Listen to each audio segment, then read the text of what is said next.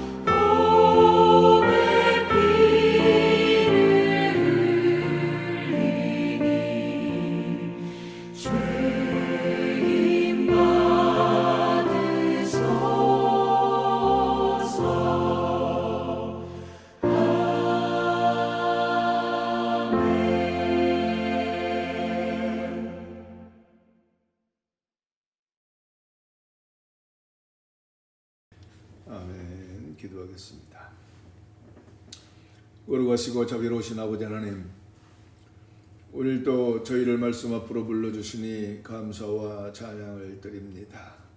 각자의 처소에서 동일한 마음으로 하나님을 바라보며 수요 예배를 드리겠으니 주님의 은혜를 찬양합니다. 거룩하신 아버지 하나님, 이 시간 저희의 분주한 마음을 잠잠케 하시고 세상의 소음과 염려를 내려놓게 하옵소서.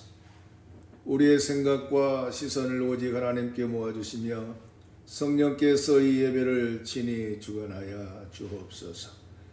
말씀을 봉독할 때에 말씀하시는 하나님의 음성을 듣게 하시고 또한 설교를 통해서 주님의 뜻을 분별하게 하시며 찬양과 기도 가운데 우리의 영혼이 새 힘을 얻게 하여 주시옵소서.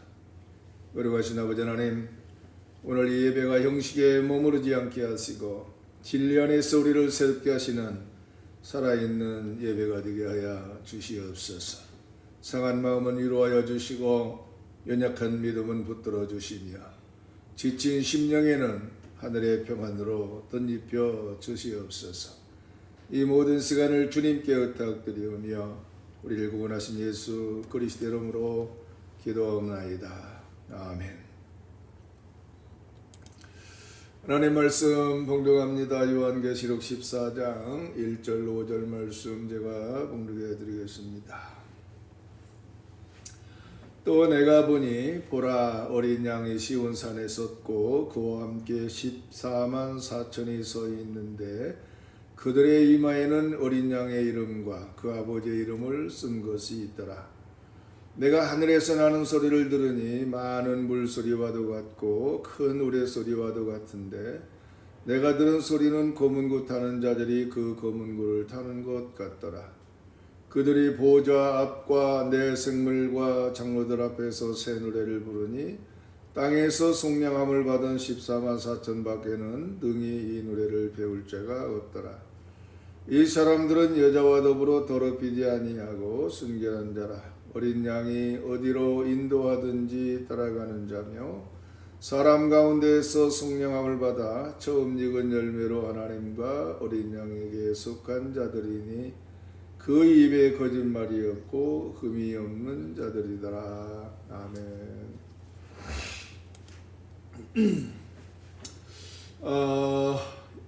오늘 말씀을 통해서 어린 양과 함께 서 있는 사람들이라고 하는 제목으로 말씀을 전하는데 바로 여기에서 14만 4천이라고 하는 수가 나오게 되어지죠. 지난 시간에는 666에 대해서 강의를 했습니다. 이제 이 666에 대해서 오해가 없을 것으로 생각하고 더 나아가서 정말 이 14만 4천 명, 신천지에서 말하는 이 14만 4천 명만 구원받는다라고 하는 말이 맞는가, 아니면 성경이 무엇을 말하고 있는가를 오늘 깊이 깨닫게 되는 시간 되시기를 주님으로 축원합니다. 요한계시록을 읽다 보면 마음이 무거워질 때가 많습니다. 즉 짐승의 권세가 등장하고 거짓 선지자의 미혹이 강해지며 표를 강요하는 세상의 압력이 점점 노골적으로 드러나기 때문입니다. 뿐만 아니라 성도들을 향한 박해와 위협은 단지 미래의 이야기가 아니라 지금 현실 속에서 경험되고 있는 문제처럼 느껴집니다. 그래서 이 요한계시록은 소망의 책이면서도 동시에 두려움의 책처럼 읽히기도 합니다. 특별히 요한계시록 13장 계속해서 공부했던 이 말씀은 신앙을 가진 자로 하여금 숨이 막히게 하는 자입니다. 즉 짐승이 권세를 얻고 세상은 거리낌 없이 그를 따르며 믿음을 지키는 자들은 점점 설 자리를 잃어가는 것처럼 보입니다. 또는 하나님을 믿는다는 이유 하나만으로 삶이 불편해지고 선택의 여지가 줄어들며 때로는 손해를 감수해야 하는 현실이 이 적나라하게 드러납니다. 따라서 13장은 성도들에게 정말 끝까지 믿음을 지키는 것이 과연 가능한가라고 하는 질문을 던지는 그런 장이었습니다. 그러나 하나님께서는 이 성도들을 이 공포 속에 그대로 두지 않으십니다. 바로 오늘 요한계시록 14장은 이 13장의 어두운 그림자 한가운데 삽입된 말씀입니다. 마치 폭풍우 한가운데서 하늘의 시선을 잠시 열어 보여주시는 것 같은 그러한 말씀이 바로 14장인 것입니다. 곧 하나님은 땅에서 벌어지고 있는 혼란과 압박이 전부가 아니다 라고 하는 사실을 하늘의 장면을 통해서 분명히 드러내십니다. 다시 말해서 하나님은 성도들이 땅의 현실만 바라보다가 믿음을 잃지 않도록 시선을 들어서 하늘을 보게 하신다고 하는 것입니다. 따라서 요한계시록 14장은 앞으로 무엇이 일어날 것인가를 말하기보다 지금 너희가 어디에 서 있는가를 먼저 보여줍니다. 여러분, 이것은 종말의 시간표를 알려주기 위한 장이 아니라 믿음의 정체성을 회복시키기 위한 장입니다. 따라서 오늘 우리가 함께 묵상할 요한계시록 14장 1절 5절은 성도들이 지금 어떠한 위치에 있는지를 하늘의 관점에서 보여주는 말씀입니다. 즉 땅에서는 밀리고 쫓기고 흔들리는 것처럼 보이지만 하늘에서는 전혀 다른 모습으로 묘사됩니다. 따라서 이 말씀은 마지막 때를 사랑하는 성도에게 주시는 강력한 위로이며 동시에 분명한 신앙의 기준을 제시합니다. 여러분, 하나님은 성도들에게 너희는 패배자가 아니라 이미 승리의 편에 서 있다 이렇게 말씀합니다. 요한계시록 14장 1절 이렇게 시작합니다. 1절 말씀해 보니 또 내가 보니 보라 어린 양이 시온산에 섰고 그와 함께 14만 4천이 섰는데 그들의 이마에는 어린 양의 이름과 그 아버지의 이름을 쓴 것이 있더라. 자, 여러분, 요한이 가장 먼저 본 것은 혼란이 아니었습니다. 전쟁도 아니었고 또 도망치는 성도들의 모습도 아니었습니다. 요한의 눈에 가장 먼저 들어온 것은 질서였고 패배가 아니라 승리의 장면이었습니다. 여러분, 어린 양은 쫓기고 있지 않았고 숨어 계시지도 않았습니다. 성경은 분명하게 말합니다. 어린 양이 시온산에 섰다. 여러분, 여기 이 섰다라고 하는 표현은 매우 중요합니다. 이는 잠시 머물고 있다는 뜻이 아니라 확고히 자리를 차지하고 있다고 하는 선언입니다. 바로 어린 양은 이미 심판의 주체로 또 왕으로 그리고 최종 승리자로 서 계시는 것입니다. 땅에서는 짐승이 권세를 얻은 것처럼 보이지만 하늘에서는 이미 어린 양이 중심에 서 계십니다. 바로 요한계시록 14장은 이 사실을 가장 먼저 보여줍니다. 여러분, 시온산은 단순한 지명이 아닙니다. 성경에서 시온은 하나님의 통치와 임재 그리고 구원이 선포되는 자리입니다. 다시 말해서 시온산에 서 계신 어린 양은 하나님의 나라의 통치가 이미 확정되어졌음을 보여주는 상징입니다. 여러분, 세상의 역사는 혼란스러워 보이지만 하나님의 통치는 한 번도 흔들린 적이 없습니다. 이 장면은 성도들에게 매우 분명한 메시지를 줍니다. 바로 세상이 아무리 요동쳐도 하나님의 주권은 흔들리지 않는다고 하는 사실입니다. 교회가 약해 보이고 성도들의 소수처럼 보일지라도 역사의 최종 무대 중심에는 여전히 어린 양이 서 계십니다. 짐승이 잠시 떠들 수는 있지만 마지막 자리를 차지하는 이는 언제나 어린 양이신 것입니다. 그러므로 이 장면은 단순한 미래의 환상이 아니라 지금을 살아가는 성도들에게 주어지는 믿음의 선언인 것입니다. 다시 말해서 지금 우리가 보고 있는 현실이 전부가 아니라고 하는 선언이며 성도들의 자리가 결코 주변부가 아니라고 하는 선언인 것입니다. 바로 하늘의 시선에서 볼 때 어린 양과 함께 서 있는 자들이야말로 역사의 중심에 있는 자들이라고 하는 것을 오늘 말씀해 주고 있습니다. 그러면 과연 14만 4천이라고 하는 숫자는 무엇을 말하고 있는가? 이 14만 4천은 숫자가 아니라 정체성이라고 하는 것을 우리가 먼저 깨달아야 됩니다. 여러분, 이 어린 양과 함께 서 있는 이들이 14만 4천으로 소개되고 있는데 바로 이 숫자는 요한계시록을 읽는 사람들에게 늘 질문을 던져왔습니다. 이것이 실제 숫자인가? 정말 구원받을 사람은 14만 4천 명밖에 안 되는가? 또 이렇게 제한된 인원인가? 아니면 특별한 집단인가 하는 논쟁이 끊이지 않았습니다. 그러나 요한계시록 전체의 문맥 속에서 이 숫자는 계산의 대상이 아니라 상징의 언어라고 하는 것을 우리가 분명히 알아야 됩니다. 여러분, 요한계시록에서 숫자는 언제나 신학적 의미를 담고 있습니다. 이 14만 4천은 12의 완전수에 12를 곱하고 거기에 1000이라고 하는 충만의 수를 더한 숫자입니다. 이는 특정 인원을 가리키기보다 모든 시대를 통틀어 하나님께 속한 온전한 구속 공동체를 상징합니다. 다시 말해서 이 숫자는 얼마나 많은가를 말하는 것이 아니라 누구에게 속해 있는가를 말하는 숫자라고 하는 것이죠. 그래서 이들의 가장 중요한 특징은 숫자가 아니라 그들의 이마에 기록된 이름입니다. 여러분, 성경은 분명히 말합니다. 그들의 이마에는 어린 양의 이름과 그 아버지의 이름이 쓰여있다 그랬습니다. 여기서 우리는 앞선 요한계시록 13장을 반드시 함께 떠올려야 됩니다. 여러분, 13장에서는 짐승의 표가 등장했습니다. 그 표는 단순한 표시가 아니라 소유와 충성의 상징이었습니다. 그래서 이 표를 받은 자는 짐승의 치기 안에 들어가고 표를 거부한 자는 배제되고 박해를 받았습니다.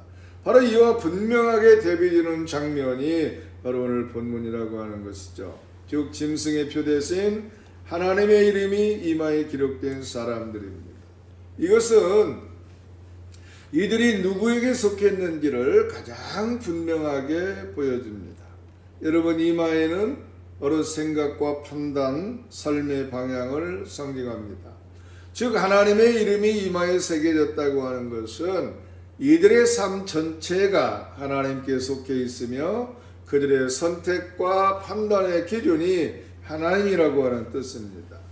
여러분, 요한계시록은 신앙을 결코 중립의 문제로 다루지 않습니다. 회색지대는 존재하지 않다라고 하는 것이죠.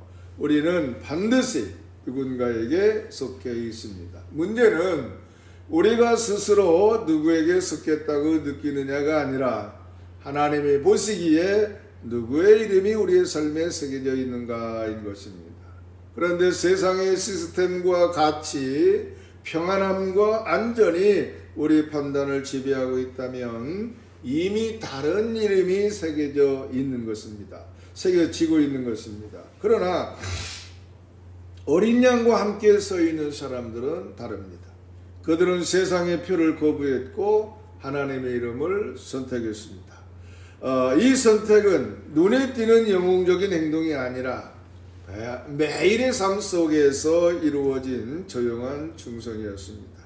그런데 요한계시록은 바로 이 평범해 보이는 선택을 하늘의 시선에서 가장 분명한 정체성으로 드러내 보여줍니다. 이들이 바로 어린 양과 함께 서 있는 자들인 것입니다.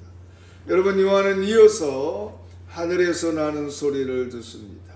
그 소리는 많은 물소리 같고 큰 우레소리 같으며 동시에 검은 못하는 자들의 노래와 같다, 이렇게 묘사하고 있습니다.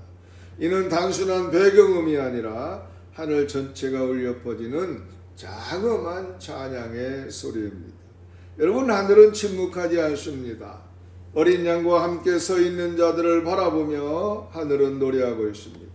이들이 부르는 것은 새 노래라 그랬습니다. 그리고 이 노래는 14만 4천 외에는 배울 자가 없다 이렇게 말씀하고 있죠.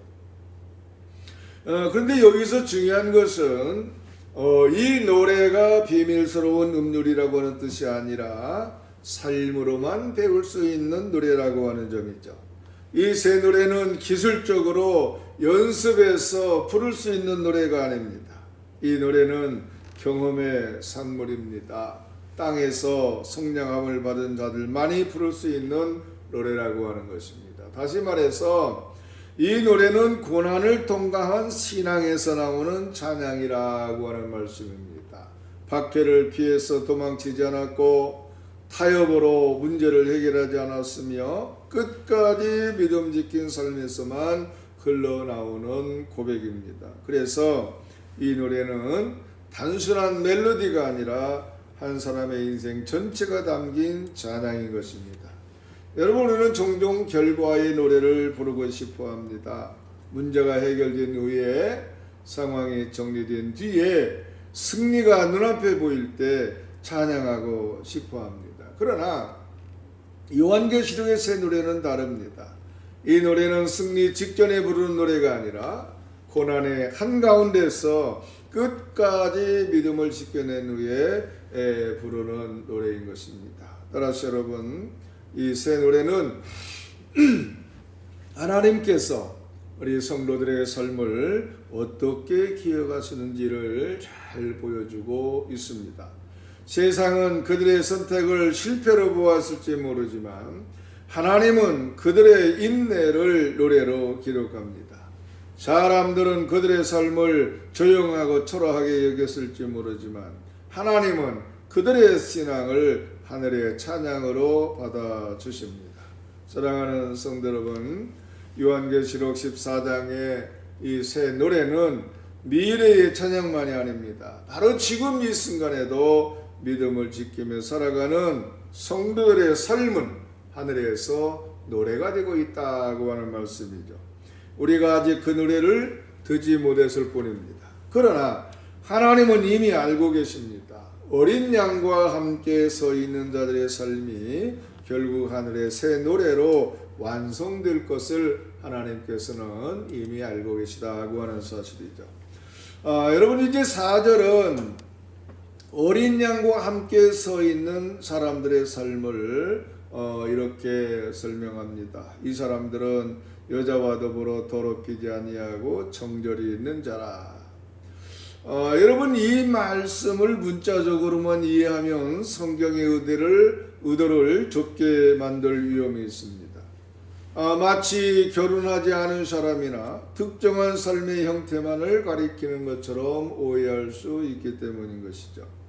그러나 구약과 요한계시록 전체 흐름 속에서 정절과 음행은 단순한 육체적 개념을 넘어서 하나님과의 관계에서의 신실함과 배신을 가리키고 있는 신학적 언어라고 하는 것을 깊이 기억해야 됩니다. 즉 구약에서 이스라엘 백성들이 우상을 섬길 때 하나님은 그것을 반복해서 음행이라 그렇게 부르셨습니다. 이는 하나님과의 언약 관계가 결혼 관계에 비유되기 때문인 것이죠. 따라서 여기서 말하는 정절이란 하나님과의 관계에서 다른 대상과 마음을 나누지 않는 신실함을 뜻합니다. 다시 말해서 이 사람들은 세상의 가치와 하나님 사이에서 타협하지 않은 사람들이라고 하는 것이죠. 이들은 짐승의 권세 앞에서 무릎을 꿇지 않습니다. 생존을 위해서 신앙을 거래하지 않았고 편리함과 안전을 위해서 얻기 위해서 양심을 열어놓지 않았습니다. 하나님보다 다른 것을 더 사랑하지 않았고 하나님을 믿는다는 고백을 삶의 주변부로 밀어내지 않았습니다. 따라서 그들의 신앙은 완벽해서가 아니라 방향이 분명했기 때문에 정결한 신앙이었던 것입니다.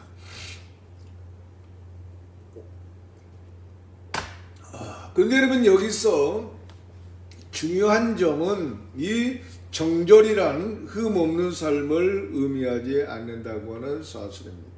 즉 이들 역시 연약했고 이들 역시 흔들렸으며 아마도 두려움과 싸워야 했을 것입니다. 그러나 그들은 끝까지 방향을 바꾸지 않았습니다. 하나님을 향한 마음의 방향을 지켰고 세상과 타협하지 않는 자리에 머물렀습니다. 바로 하나님은 이 삶을 바로 정절이라고 하는 말로 평가를 하신 것입니다.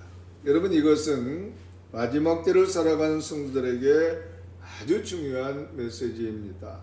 신앙의 핵심은 완전함이 아니라 충성입니다.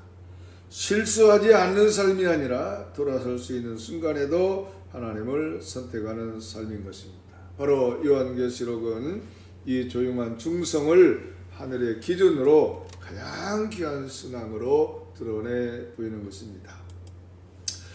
그리고 이들의 또 하나의 분명한 특징이 있는데 바로 이 어린 양은 이 분명한 특징은 어린 양이 어디로 인도하든지 따라가는 자라고 하는 점입니다. 여러분, 신앙은 멈춰 서 있는 상태가 아니라 끊임없이 따라가는 여정입니다. 그리고 그 여정은 언제나 안전하고 평안한 길로만 이어지지 않습니다. 어린 양이 인도하신 길은 십자가의 길이었고 또 희생의 길이었으며 세상의 기준으로 보면 손해의 길이었습니다. 즉 세상은 힘 있는 자를 따르라고 말하지만 어린 양은 낮아지는 길을 걸으셨습니다. 세상은 이기는 길을 택하라고 말하지만 어린 양은 자기의 생명을 내어주는 길을 가셨습니다. 이들이 따른 길은 언제나 이해하기 쉬운 길이 아니었습니다. 그럼에도 이들은 그 길을 선택한 것입니다. 이유는 단순합니다. 길이 좋아서가 아니라 인도자가 분명했기 때문입니다.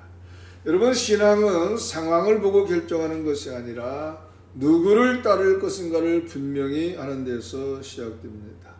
즉 길의 결과를 다 알지 못해도 정말 어린 양이 인도자이시라면 따를 수 있었던 것입니다. 그런데 여러분, 이 따름은 한 번의 결단으로 끝나지 않습니다. 바로 매일의 선택 속에서 이루어지는 지속적인 순종입니다.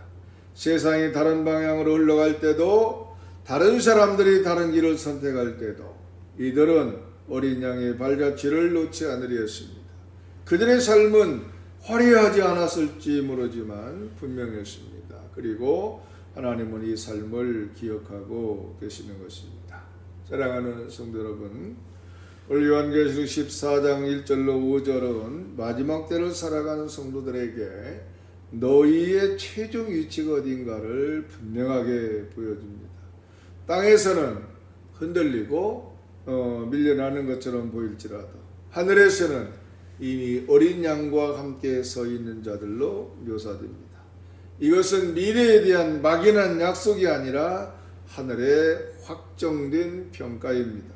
따라서 이 말씀은 우리에게 두 가지를 동시에 줍니다. 하나는 위로를 주고 있습니다. 바로 하나님은 이미 우리의 자리를 정해 두셨다라고 하는 위로입니다. 즉 세상이 우리를 어떻게 평가하든지 하나님은 우리를 어린 양 곁에 서 있는 자로 보고 계십니다. 그리고 또 다른 하나는 도전입니다. 바로 그 자리에 서 있는 사람들의 삶이 어떠해야 하는지를 분명히 보여주기 때문인 것입니다. 사랑하는 성도 여러분, 지금 우리는 어디에 서 있습니까? 세상의 소리에 흔들리는 자리에 서 있습니까? 아니면 어린 양을 따르는 자리에 서 있습니까? 요한계시록은 두려움으로 끝나지 않습니다. 또한 짐승의 권세로 끝나지 않고 박해의 이야기로 끝나지 않습니다. 요한계시록은 어린 양과 함께 서 있는 사람들의 모습으로 끝납니다. 따라서 이 말씀이 오늘 우리에게 분명한 방향이 되어져야 할 것입니다. 그래서 흔들리는 시대 속에서도 타협의 유혹 앞에서도 어린 양이 인도하시는 길을 믿음으로 따라가는 성도를 되시기를 주님의 이름으로 부탁을 드립니다. 그리고 그 끝에서 하늘의 새 노래에 참여하는 은혜가 우리 모두에게 있기를 주님의 이름으로 축원합니다. 기도하겠습니다. 거룩하신 아버지 하나님, 오늘 요한계시록의 말씀을 통해서 땅의 소리가 아니라 하늘의 시선을 보게 하시니 감사를 드립니다.